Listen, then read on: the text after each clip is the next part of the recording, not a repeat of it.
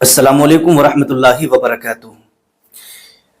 میرے پیارے عزیز دوستو، آئیے گا آج اس ویڈیو کے اندر ہم آپ کو بتائیں گے کہ مرنے کے بعد مردہ کتنے سال تک اپنے گھر والوں کو یاد کرتا رہتا ہے اور روتا ہے۔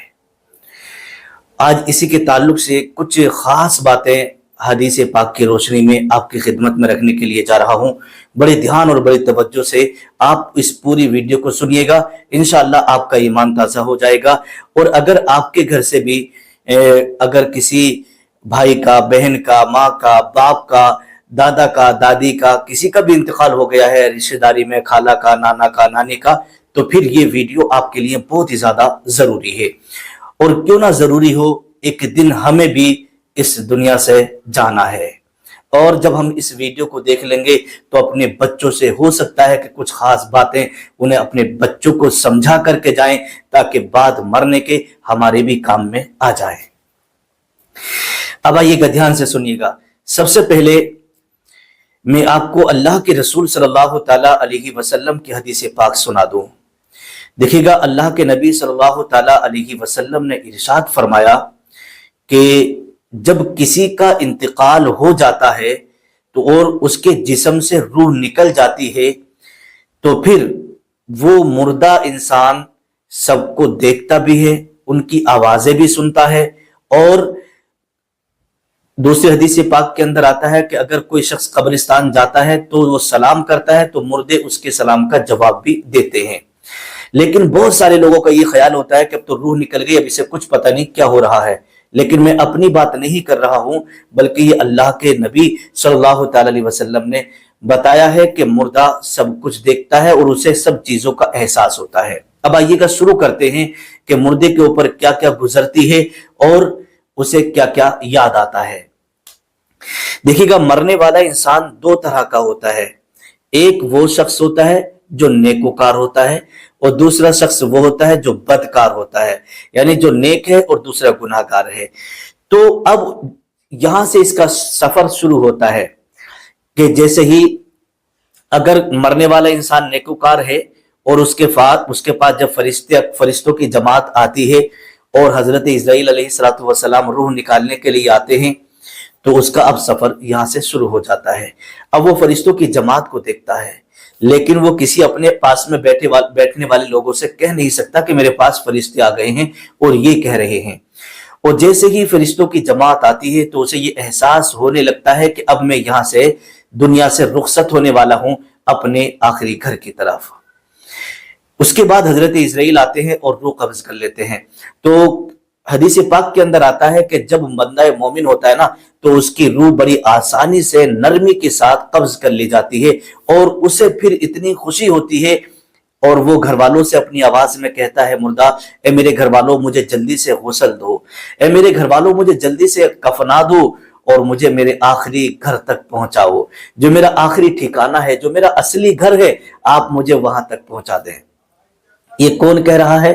جو شخص نیکوکار ہے، یعنی جو بندہ نیک ہے، یہ وہ کہہ رہا ہے۔ کیوں؟ اللہ کے نبی صلی اللہ تعالی علیہ وسلم نے ارشاد فرمایا کہ یہ دنیا جو ہے نا، یہ مومن کے لیے قید خانہ ہے اور کافر کے لیے جنت ہے۔ تو اب وہ یہ بندہ کہتا ہوتا ہے، جب اسے کفن نہلایا جاتا ہے، تختے پر رکھا جاتا ہے، تو اسے محسوس ہوتا ہے کہ اب مجھے نہلایا جا رہا ہے۔ جب اسے کفن دیا جاتا ہے تو وہ مردہ محسوس کرتا ہے کہ اب مجھے کفنایا جا رہا ہے۔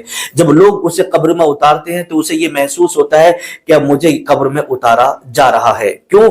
اس لیے کہ اب اس کی جو زندگی دنیا میں تھی، اب وہ زندگی سے نکل کر کے ایک برزخی زندگی میں اس نے قدم رکھ دیا ہے، ایک دوسرے عالم میں اس نے قدم رکھ دیا ہے۔ تو وہ سب کی باتوں کو بھی سنتا ہے، رونے پیٹنے کے لوگوں کو بھی سنا کرتا ہے، اور سب کی باتوں کو بھی سنتا ہے۔ اگر اسے مردے کو کوئی تکلیف ہوتی ہے، ذرا سارا جھٹکا لگتا ہے، تو اس کو بھی وہ محسوس کرتا ہے۔ تو یہ نیکوکار کا بات ہو گئی، نیکوکار کی بات ہو گئی۔ اب اگر کوئی بندہ بدکار ہے، تو پھر جب حضرت اسرائیل اس کی روح نکالنے کے لیے آتے ہیں تو بڑی سختی کے ساتھ اس کی روح نکالی جاتی ہے، اور اس کو جب کفن دیا جاتا ہے، اس کو غسل دیا جاتا ہے، تو معلوم ہے کیا کہتا ہے وہ کہتا ہے کہ اے میرے گھر والوں، اے میری اولاد تم مجھے کہاں لے کر کے جا رہے ہو، یہ مجھے کفن کیوں پہنا رہے ہو، یہ میرا گھر ہے، میری اولاد ہے، تم مجھے کالی کوٹری میں ڈھکیلنے کے لیے کیوں جا رہے ہو۔ وہ مردہ یہ کہتا ہے جب اس کو کفن دے دیا جاتا ہے، غسل دے دیا جاتا ہے، اور جب اسے قبر کے اندر اتار دیا جاتا ہے تو وہ لوگوں کو آواز دے دے کر کے پکارتا ہے کہ تم مجھے کہاں چھوڑ کر کے جا رہے ہو، لیکن لوگ دفن کر کے واپس اپنے گھر آتے ہیں۔ تو اللہ کے رسول صلی اللہ تعالی علیہ وسلم نے ارشاد فرمایا کہ جب مردے کو قبر میں دفن کر دیا جاتا ہے نا تو پھر مردہ لوگوں کی جوتوں کی ٹاپوں کی آواز بھی سنتا ہے۔ جب لوگ قدم اٹھاتے ہیں اور جوتوں کی جو آواز ہوتی ہے نا اس آواز کو مردہ سنتا ہے اور کہتا ہے اے میرے پیارے عزیز، اے میرے دوست، اے میرے رشتہ داروں، تم مجھے یہاں چھوڑ کر کیوں جا رہے ہو۔ لیکن یہ دو لوگوں کا مسئلہ ہے، ایک نیکوکار اور دوسرا بدکار۔ اگر نیکوکار ہے تو اسے بڑی خوشی ہے۔ کیوں خوشی ہے؟ اس لیے کہ اسے معلوم ہے نا کہ یہ جو میرا گھر ہے دنیا کے اندر یہ نقلی گھر ہے، میرا اصلی گھر تو قبر ہے، تو اس لیے اپنے اصلی گھر میں جانے کی اسے خوشی ہوتی ہے۔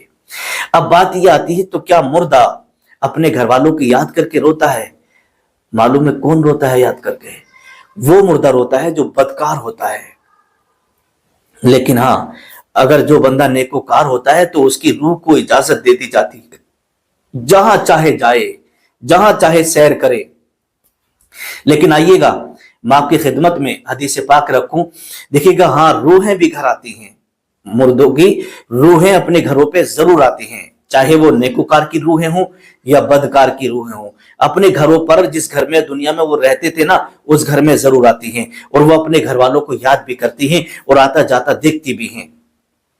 حضرت ابن عباس رضی اللہ تعالیٰ عنہ بیان کرتے ہیں کہ رسول اللہ صلی اللہ تعالیٰ علیہ وسلم نے ارشاد فرمایا، امام اہل سنت اعلیٰ حضرت نے بھی اس کو فتاوی رضویہ کے اندر نقل کیا ہے کہ رسول اللہ صلی اللہ تعالیٰ علیہ وسلم نے ارشاد فرمایا کہ روز عاشورہ یعنی عاشورے والے دن اور یہ عید اور بقرہ عید کے دن اور شب برات والی رات میں اور شب جمعہ اور جمعے کے دن روحیں اپنے گھروں پر آتی ہیں اور آنے کے بعد اپنے گھر کے دروازوں پر کھڑی ہو جاتی ہیں اور اپنے گھر والوں سے پکار پکار کے کہتی ہے اے میرے گھر والوں ہمارے لیے کچھ ایصال ثواب کر دو، ہمارے لیے کچھ ایصال ثواب کر دو۔ تو اگر میت کے گھر والے، اس روح کے گھر والے فاتح خانی کا اہتمام کرتے ہیں، فاتح خانی دلاتے ہیں، ایصال ثواب کر دیتے ہیں،